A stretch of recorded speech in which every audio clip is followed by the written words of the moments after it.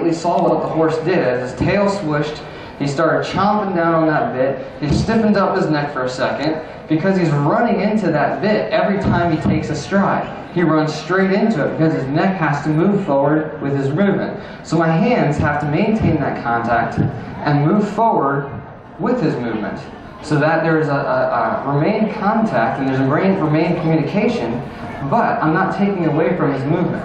You also see that my hands tend to be higher. I don't like to be down here. Just like I told you about, if I pull back on my horse, I'm creating a restriction. If I want to promote movement, I lift up here more, and it's an upward action that just guides his movement. So I allow him to walk freely forward as I move with him.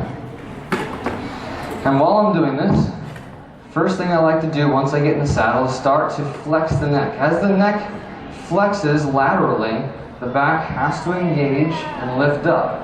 And I'm going to lift my inside rein, lifting upwards, just asking the neck come over. This is just as I did on the ground. Now the further the neck comes over, the more my hand actually has to come over this direction, this inside hand. My hands actually move to the outside of the horse. We get locked into this idea that we can't take our hands on each side of our horse's neck. We get locked into our equitation that they have to be here. You're training right now. You're teaching your horse. Don't be afraid to let him come over. Both hands if you need to. So when I'm doing these flexions, oftentimes both my hands, they come across my horse's neck. As I'm guiding, maintaining that contact where he can lightly lift his body and maintain that flexion. So I'm lifting that inside rein. I'm asking those shoulders to stay up. The neck stays up as he's holding himself. And he's stretching that outside muscle on his neck. I want him to stretch his neck and flex his neck without altering right now where his body is going too much. I don't want him to dive to the inside here. I want him to remain on his tracks, on his circle, flex the neck, and then we prepare to lift the rein, flex to the other side. You'll notice I'm not asking him to give his pole and come to the vertical. I don't want that yet. I want the throat latch to stay open, and I want the neck to extend and flex. The whole goal of this is to stretch the outside muscle of the neck. And once it stretches, then I can let it extend down and forward. Good extension, not too low please. Flex to the side. Good, he's lifting himself. As you can see, my reins are really loose here. They're just barely contacting with the mouth. Stretch that outside muscle, then extend it out. Extend it out, lengthen your stride. Feeling his back come up as he lengthens his stride. Again, I'll ask him to lift up, flex to the inside, shorten my rein. Here, flex to the inside. If I wanted to, I could shift my weight to my outside, taking his balance to the outside. Counter bend, reverse arc circles, depending on what discipline you're in. This is merely just shifting my balance and my weight. If my balance comes back to the inside, his body follows it to the inside. Now we're shifting our weight to the inside shoulder. Shift our weight to the outside shoulder. He follows it. He lifts his body up, crosses up. My weight is in my outside stirrup, outside seat. And then I'll keep it there, ask him to flex, stretch the left outside muscle. If he goes into my hands or pushes into my hands, a little action upwards, then we remain where we were. A little action upwards, go back to neutral. Stretch that outside neck, very good stretch there. Shift my weight to the outside, he follows it, stays under the weight. The weight always goes where you want the horse to go. You're saying, hurry up, catch up under me. Good there, coming back, weight shifts to the inside. He remains light and lifted, engaging the muscles, stretching the outside. Extend the neck, lengthen the stride. He's still staying off, not falling into his shoulder. Lift up again, flex the outside neck. Weight to the inside as we're going to the inside. Weight comes to the outside. He goes to the outside. Good.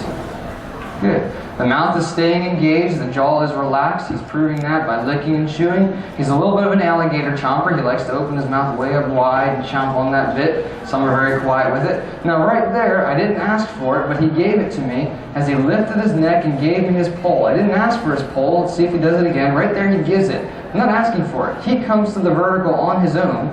He's going to have a tendency to go behind it because he's lifting himself up. I'm actually going to tell him to not go that far. I'm going to say, get your nose back out in front of you. Go forward still. Later on, when I will ask for the pole, I'll actually lift my inside rein a little bit and say, give me your pole, continue forward, give me your pole, come back down. Give me your pole, raise your neck right there, come back down, and right here. Was he still not ready for that a ton? We're going to keep that pole out in front of him. So those are basic flexions, just little serpentine flexions to go ahead and stretch the neck when I'm warming up. And I use that to get into my lateral work as we saw. Now, if I do the same thing and I stretch the inside, and I close that outside rein like I did on the ground, I'm not using my leg quite yet, I'm keeping my weight to the inside, balancing on the inside shoulder, closing the outside rein, the hind quarter mobilizes, we start to get a turn on the forehand. You can see him lifting his neck, engaging his neck and his jaw. He's coming to the vertical on his own. I'm not asking for it, he's coming to it on his own. And he's giving me his hindquarters. If I open that up a little bit, too much, bud. If I open that up a little bit, I get a shoulder form or shoulder on the vault, or just a little bit of hindquarter movement laterally from the outside. If I lift my inside rein and shift the weight to the outside, the whole body goes, and we get our lateral movement there. It becomes very simple and easy. It's merely manipulations of where his balance is. So again, I'll close the outside rein slightly. The hindquarter goes out. We'll let the hindquarter go, shift my weight to the outside, too much shoulder, let's get a little more hindquarter, and go here. Now I can start to use this to teach my leg yields and to teach all that I need to do with my seat and my legs by asking for that movement, putting my leg on, and the leg can often shift in balance as well. So that my inside, my right leg comes on, as I close that outside door, and the hindquarter goes out, it mobilizes even more as he lifts himself up. Switch directions. Stays light, stays lifted. Hindquarter mobilizes. I'm using a little bit of inside leg, shifting that balance to the outside. I'll shift my weight to the outside, and we get a full lateral movement, very nice and easy. No, don't tuck in there. And then we extend the neck, go forward, and let him relax. So these are small things that I've incorporated. Thank you. He's doing good. He's working hard. These small things that I've incorporated that have made my horse now lighter. It's made him more mobile. He's relaxed while he's doing this. He's lifting. He's engaging muscles of his body so his back can build, his neck can build. This muscle did not exist on my horse before I started doing this.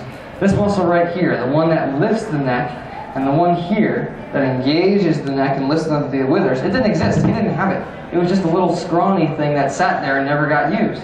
Because he was engaging the bottom of his neck, because he's flexing down under, rather than lifting and engaging the top side of his neck. Now he's still much too heavy under here and needs to gain more muscle here, but he's going in the right direction now, because he's using the parts of his body that he needs to. Okay, any questions on that? Little lateral work, a little hindquarter work. We added some legs into that. He's still lifting and using himself? Yes. A curler.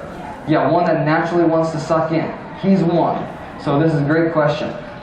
Many horses won't want to evade that and curl in. But if you get a horse that's very, very sensitive to that bit and he tries to evade that bit, we do what this young lady here asked about, where you teach them to extend and take the contact. But if they still go in and they still overflex, little action upwards takes the nose out. It's just a little vibration. It just says, no, open your throat latch again. Reminding him, I have to do it with him all the time because I spent 5 years teaching him to overflex. So with him, constantly I have to say little actions, open your throat latch, open your neck, don't overflex. I mean, he'll still get to the point that I could go right here if I wanted to, and I could push him into it, and I'm not quite a rear bud, but if I needed to, I could ask him. He doesn't even want to do it anymore because he hates it so much because he knows the difference now. But this is what he'll do when he'll overflex. If he does that, little action upwards, says open your throat latch, raise your pole, and then come back to neutral. Raise up and then come back out. And the key is to open the throat latch. It's very important that this has to open here. It's very much that what we often see is to get this flexion, to get the round neck, we just see it go this. And when I do this, it's extremely tense through my back. I can feel right here it poking up into my skin and lifting. This is not comfortable, yet this is what we ask our horses to do and think it's collection.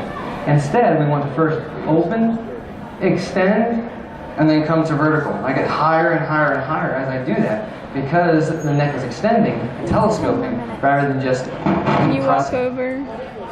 Yeah. Walk over like that's talking. Just don't tell him. Just Right. Exactly. Right. There's a common misconception that the neck has anything to do with collection. It's a product, not a prerequisite to the collection. It happens because of collection. It doesn't happen before it. Yeah, great. Very good. Very good. So if you have one that's a curler, if you have one that's very evasive, small action upwards, and because I did the flexions on the ground at the beginning, he knows that means lift up and open throat latch. Small action upwards.